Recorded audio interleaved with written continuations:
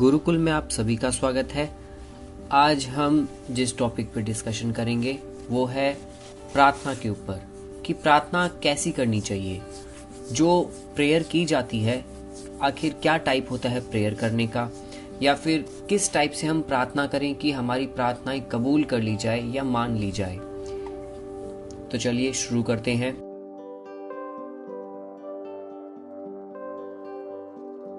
सबसे पहले भगवान का वास्तविक अस्तित्व क्या है?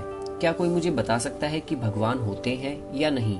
ये एक ऐसा टॉपिक है जिस पर हमेशा ही एक डिबेट रह सकता है या एक ये विवादित विषय रहा है। जो विज्ञान को मानते हैं वो इस रहस्य के बजाय एक आत्मा के विश्वास से जुड़ा मानते हैं और वो बताते हैं कि ब्रह्मांड ऊर्जा को शक्ति बताते हैं। जो भी वैज्ञानिक होते हैं या जो साइंस को मानते हैं वो सब चीज को एनर्जी कहते हैं। तो विज्ञान की अगर इस थ्योरी को माने तो भगवान और कुछ नहीं लेकिन ब्रह्मांड की एक असीमित ऊर्जा है। इसके अनुसार ये था साइंस जो कहती है कि ये एनर्जी है। इसके अनुसार इस ऊर्जा से जुड़ाव ही मनुष्य को एक असीमित शक्ति का एहसास कराता है। इसे हम भगवान का नाम दे देते हैं। तो शास्त्रों को मानने वाले जो ईश्वर के अस्तित्व की अलग व्याख्या करते हैं वे भी भगवान का असली स्वरूप क्या है उसे यह पुख्ता नहीं करता, लेकिन ये भगवान को सर्वशक्तिमान मानकर उसकी पूजा जरूर करते हैं।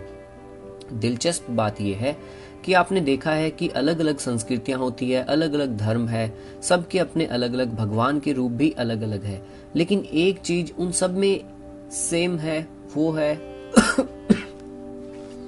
परमेश्वर की कृपा पाने के लिए प्रार्थना करना। चाहे वह हिंदू का कर्मकांड रूप हो, मुस्लिम का पैगंबर स्वरूप हो या ईसाई धर्म की चर्च व्यवस्था, एक सर्वशक्तिमान की आराधना से जीवन सुधार करने की इच्छा और विश्वास हर धर्म में है। मतलब सभी धर्म में एक चीज कॉमन है, वो है प्रे करना, प्रार्थना करना। तो प्रार्थना करना ईश्वर की कृपा प्राप्त करने का सबसे आसान तरीका होता है। ईश्वर के होने या न होने की बहस अलग है, लेकिन प्रार्थनाओं की जो अपनी महत्ता है वो अलग है। भले ही आप ईश्वर के मान्य स्वरूप को ना मानते हो, लेकिन इसके वैज्ञानिक आधारों को मानने वाले भी इतना स्वीकार अवश्य करते हैं कि परेशानियों से उबर सकने में प्रार्थना आत्मविश्वास और कॉन्फिडेंस बढ़ाती है। कई बार ऐसा होता है कि लगातार प्रार्थनाओं के बाद भी हमारी परेशानियां खत्म नहीं होती, जबकि कुछ ऐसे भी लोग हैं जो प्रार्थनाएं हमेशा पूरी होने की बात तो कहते हैं। आखिर इसकी वजह क्या है? क्या यह आपकी भक्ति की कमी दिखाता है या कुछ और कारण है? ऐसे में यह भी होता है कि धीरे धीरे आपका भगवान से विश्वास उठने लगता है। हम चिड़चिड़े से हो जाते हैं, जो हमारे हालात होते हैं उनसे हम निराश हो जाते हैं, हिम्मत हारने लगते हैं। तो क्या कभी आपने सोचा है कि आपकी प्रार्थना करने के तरीके में क्या गलत हो सकता है? जी हाँ, शायद आपने कभी ऐसा सोचा ना हो, लेकिन प्रार्थनाओं के स्वरूप भी आपकी प्रार्थना स्वीकार्य या अस्वीकार होने की स्थितियां तय करती है। अगर आप चाहते हैं कि आपकी प्रार्थना हमेशा स्वीकार हो तो इसे करते हुए आपको हमेशा कुछ बातों का ध्यान रखना चाहिए। तो चलिए इसके ऊपर आज हम डिस्कशन करते हैं। तो देखिए, परेशानियों में घिरे हुए आप हमेशा यही कहते हैं, भगवान आखिर तूने ऐसा क्यों किया, या तू मेरे साथ ही ऐसा क्यों करता है, वगैरह वगैरह।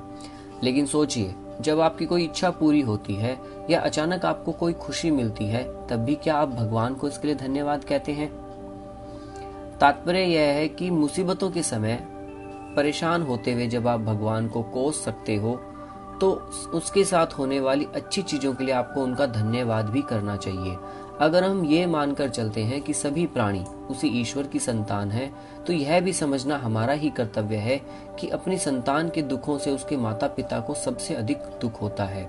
याद कीजिए, जब आपके परिवार में किसी ने आपसे निराश होकर आपको कुछ बुरा कहा होगा, आपको कहीं ना कहीं इससे हताशा महसूस कराई होगी, लेकिन जब आपके कामों की प्रशंसा होती है तो आपको अच्छा भी महसूस होता है।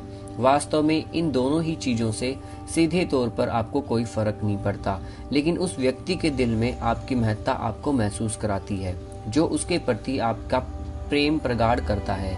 इसलिए भगवान से जब भी प्रार्थना करें, उससे पूर्व उसके साथ में जीवन में अच्छी बातें या जो बुरी बातें इच्छाओं प्रार्थनाओं के लिए है, सबसे पहले उनका धन्यवाद करें। आपने कबीर का वह दोहा शायद सुना हो, साई इतना दीजिए जामे कुटुंब समाए, मैं भी भूखा ना रहूं साधु ना भूखा जाए। प्रार्थनाएं करें, लेकिन वह आपकी अपनी और औरों की भलाई के लिए होना चाहिए। भले ही उससे आपके सिवा किसी और का हित ना हो रहा हो, लेकिन उसमें किसी और का अहित कर आप हित करने की भावना बिल्कुल नहीं होनी चाहिए। मतलब आपको ऐसी प्रार्थना कभी नहीं करनी कि आप ये चाहो कि हमारा तो सब कुछ अच्छा हो लेकिन औरों के साथ गलत हो। तो ये प्रार्थनाएं कभी भी पूरी नहीं होती। साथ भी आपके भविष्य में भी आपके साथ बुरा हो सकता है। एक कहावत भी है, मानो तो पत्थर मानो तो भगवान। मतलब कि आपकी सफलता पूरी तरह आपके विश्वास पर निर्भर करती है। भक्ति का सबसे पहला नियम भी विश्वास है। इसलिए जब भी प्रार्थना करें, वह चाहे किसी भी रूप में हो, आपके मन में यह विश्वास होना चाहिए कि सच्चे दिल से की गई प्रार्थना अवश्य पूरी होती है, और इसी विश्वास के साथ अपने काम में जुट जाइए। भावनाएं और प्रार्थना। प्रार्थना हमेशा भावना के साथ होती है। सिर्फ किसी को दिखाने के लिए की गई प्रार्थना कभी भी फलित नहीं हो सकती। इसलिए कभी भी बाहरी जगहों पर या दूसरों के सम्मुख बोलकर प्रार्थना ना करें। भावनाएं दिल से महसूस करने की चीज है, इसलिए मन ही मन शब्दों के साथ इसे पूरा करें।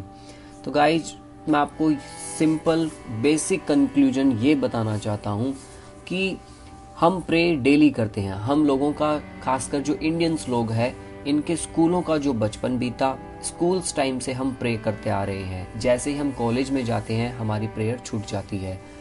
बट हम लोगों को डेली प्रार्थना करनी चाहिए, ना कि अपने लिए, अपने परिवार के लिए, बल्कि जिनको आप नहीं जानते उनके लिए भी। प्रार्थना करने से ईश्वर आपको एक असीम शक्ति देते हैं, जिससे आपका कॉन्फिडेंस भी बिल्डअप होता है। अगर आप दूसरों के लिए प्रार्थना करते हैं तो इसका मतलब आपके लिए सब कुछ अच्छा ही होगा, क्योंकि भगवान भी उन्हीं की मदद करते हैं जो कि दूसरों की मदद करते हैं। तो इसलिए गाइज, आप सभी अपनी लाइफ में एक हैबिट अपनाइए कि डेली आपको एक प्रार्थना करनी है, चाहे वो किसी के लिए भी हो। जैसे जब आप किसी शॉप पे कुछ लेने जाते हो तो आप सिर्फ एक प्रार्थना कर दीजिए कि हे भगवान, इनकी शॉप अच्छी चले। अगर आप किसी गरीब को देखते हो तो उसके लिए प्रार्थना कर दीजिए। अगर आप किसी असहाय को देखते हो तो उसके लिए प्रार्थना कर दीजिए। इसमें आपके कोई पैसे नहीं लगने, ना आपका कोई टाइम लगना। सिर्फ 10 या 15 सेकंड में आप प्रार्थना अच्छे से कर सकते हैं। तो एक अपनी हैबिट बनाइए कि आज से आप सभी डेली किसी न किसी के लिए प्रार्थना जरूर करेंगे, और जो सच्चे दिल से प्रार्थना की जाती है वो ईश्वर जरूर स्वीकार करता है। तो thank you so much guys. I hope आप सभी को वीडियो पसंद आया हो। ज़्यादा से ज़्यादा शेयर कीजिए और लाइक कीजिए।